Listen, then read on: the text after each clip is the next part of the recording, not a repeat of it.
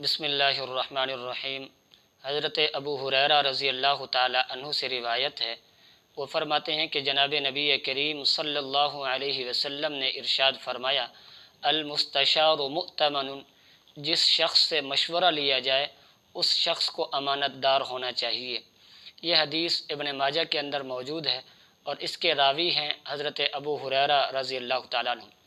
محترم ناظرین، آج سے انشاءاللہ درس حدیث کا سلسلہ ہم شروع کر رہے ہیں۔ ہفتے میں 4 دن مختلف احادیث کا درس آپ حضرات کے سامنے پیش کیا جائے گا۔ اگر آپ اس سلسلے کے ساتھ جڑنا چاہتے ہیں تو آپ چینل کو سبسکرائب کر لیں تاکہ درس حدیث کے سلسلے میں ہر نئی آنے والی ویڈیو آپ تک بر وقت پہنچتی رہے۔ محترم ناظرین، سب سے پہلا اس حدیث کا جو مطلب اور مفہوم محدثین نے بیان کیا ہے وہ آپ حضرات کے سامنے بیان کرنے کے بعد اس حدیث کے تناظر میں 4 باتیں آپ حضرات کے سامنے مشورے کے متعلق بیان کی جائیں گی۔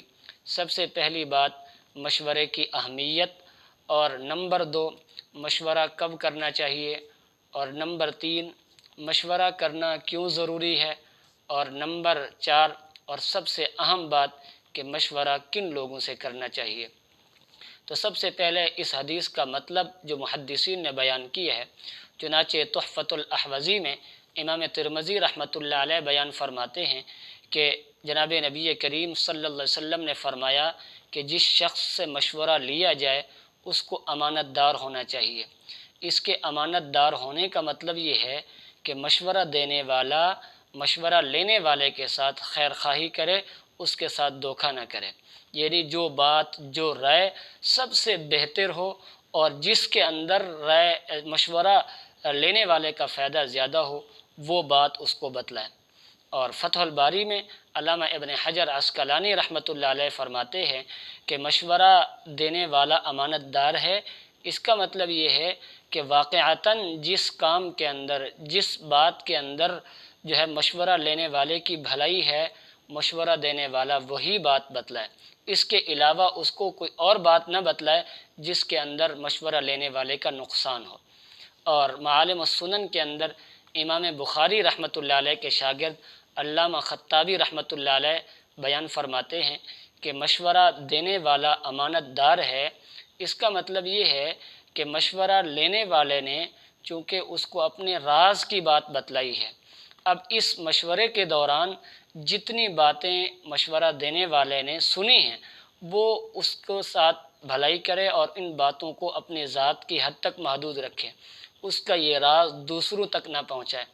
اس لیے کہ خیانت صرف مال کے اندر نہیں ہوتی ہے، بلکہ خیانت رائے کے اندر، خیانت مشورے کے اندر، خیانت جو ہے عزت کے اندر بھی خیانت ہوتی ہے۔ اب اگر وہی بات جو مشورہ لینے والے نے اس سے بتائی ہے، اگر وہی بات وہ دوسروں کو بتائے گا تو یہ اس کے اندر خیانت ہے۔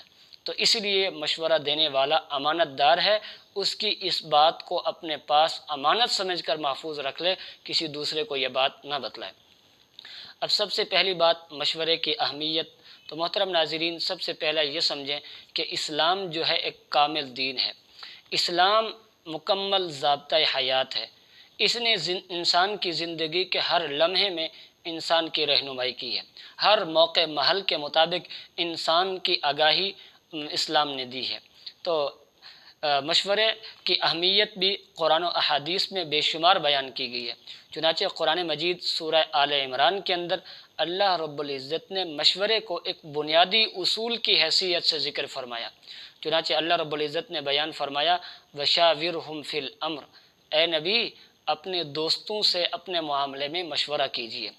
اب اس آیت کے اندر اگر ہم غور کریں تو نبی کریم صلی اللہ علیہ وسلم کی اعلیٰ شخصیت جو علم کے اعتبار سے، تقوی کے اعتبار سے، رائے کے اعتبار سے بہترین انسان ہے، اس کو اللہ رب العزت حکم دے رہے ہیں کہ اے نبی آپ اپنے معاملے میں اپنے دوستوں سے مشورہ کیجیے۔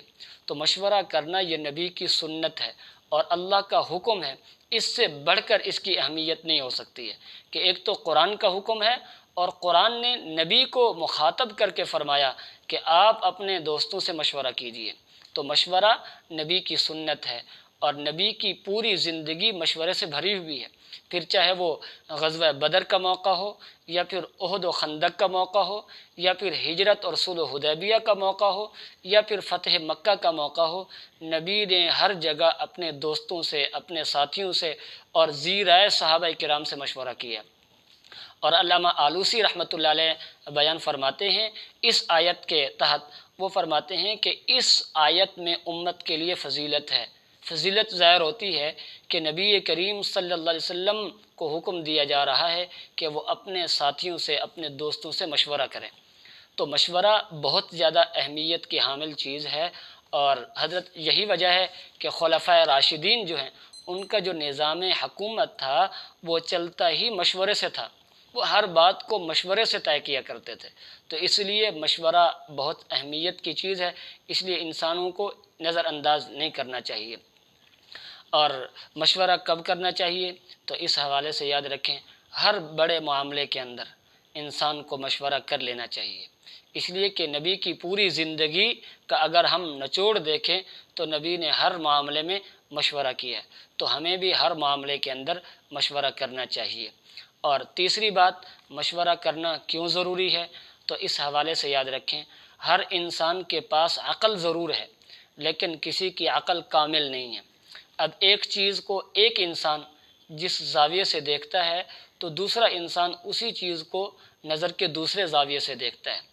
تو ہو سکتا ہے کہ میرے پاس ایک چیز کے دو آپشن ہوں، لیکن دوسرے کے سامنے جب میں اس کو بیان کروں گا تو دوسرے کے ذہن میں اس چیز کے لیے 10 آپشن موجود ہوں گے، تو اس سے پھر انسان کے لیے کام کرنے میں سہولت اور آسانی رہے گی، اس لیے مشورہ کرنا ضروری ہے۔ اور دوسرا یہ ہے کہ مشورہ، ایک تو یہ ہے کہ جناب حضرت ابوبکر صدیق رضی اللہ تعالیٰ عنہ کا فرمان بھی ہے کہ رائے اس وقت تک صحیح نہیں ہو سکتی جب تک اس میں مشورہ شامل نہ ہو جائے۔ تو اس لیے جب مشورہ شامل ہوگا تو انسان کی رائے کو قوت ملے گی، اور مشورہ کرنے سے انسان کے اندر خود اعتمادی بڑھتی ہے۔ انسان جب صحیح مشورہ دیتا ہے تو صحیح مشورہ یہ کامیابی کا راز ہے، اور صحیح مشورہ انسان کو کامیاب بنا دیتا ہے، صحیح مشورہ انسان کی زندگی بدل دیتا ہے۔ تو اس لیے انسان کو ہر چھوٹے بڑے معاملے میں مشورہ کر لینا چاہیے۔ اور چوتھی اور اہم ترین بات یہ ہے کہ مشورہ کن لوگوں سے کرنا چاہیے۔ آج اکثر یہ ہوتا ہے کہ ہم مشورہ لیتے تو ہیں، لیکن مشورہ جن لوگوں سے ہم لے رہے ہوتے ہیں وہ لوگ ٹھیک نہیں ہوتے، جس کی وجہ سے پھر ہم غلطی کر جاتے ہیں۔ وہ ہمیں غلط مشورہ دے دیتے ہیں اور ہم اس پر عمل کر لیتے ہیں، پھر جس کی وجہ سے ہمیں نقصان اٹھانا پڑتا ہے۔ تو غلط مشورہ انسان کو تباہ کر دیتا ہے، انسان کی زندگی کو برباد کر دیتا ہے۔ اس کی ایک دو مثالیں میں آپ کے سامنے پیش کرتا ہوں۔ فرعون نے اپنی قوم سے مشورہ کیا، اور قوم والوں نے فرعون کو غلط مشورہ دیا، جس کی وجہ سے پھر نتیجہ کیا نکلا کہ فرعون خود بھی ہلاک ہوا اور اس کے ساتھ قوم بھی ہلاک ہوئی۔ فرعون خود بھی ڈوب گیا اور اپنی قوم کو بھی لے ڈوبا۔ تو یہ غلط مشورے کا نتیجہ تھا۔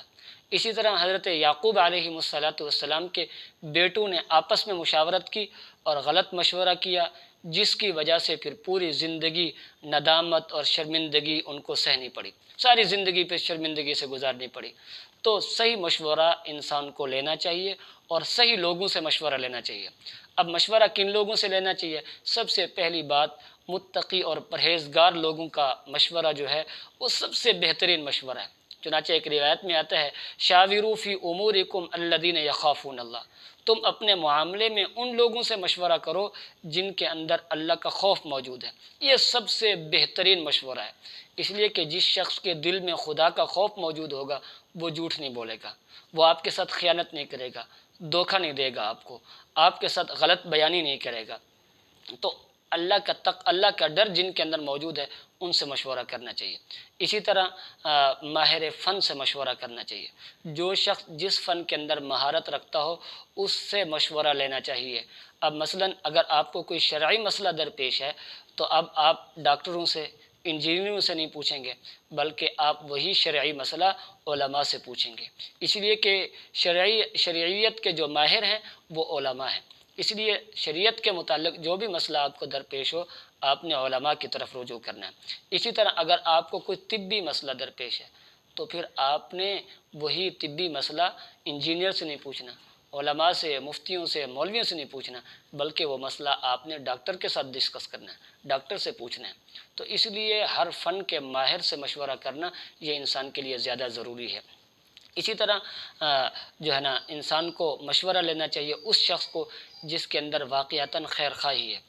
اب جس کی سوچ منفی ہے ایسے شخص سے مشورہ بالکل بھی نہیں کرنا، اس لیے کہ جس کی سوچ منفی ہے وہ آپ کو غلط مشورہ دے گا۔ اس لیے جس شخص کی سوچ مثبت ہو اس شخص سے مشورہ کرنا یہ زیادہ ضروری ہے۔ اللہ رب العزت سے دعا ہے اللہ رب العزت مجھے آپ کو سمجھنے کی توفیق نصیب فرمائے۔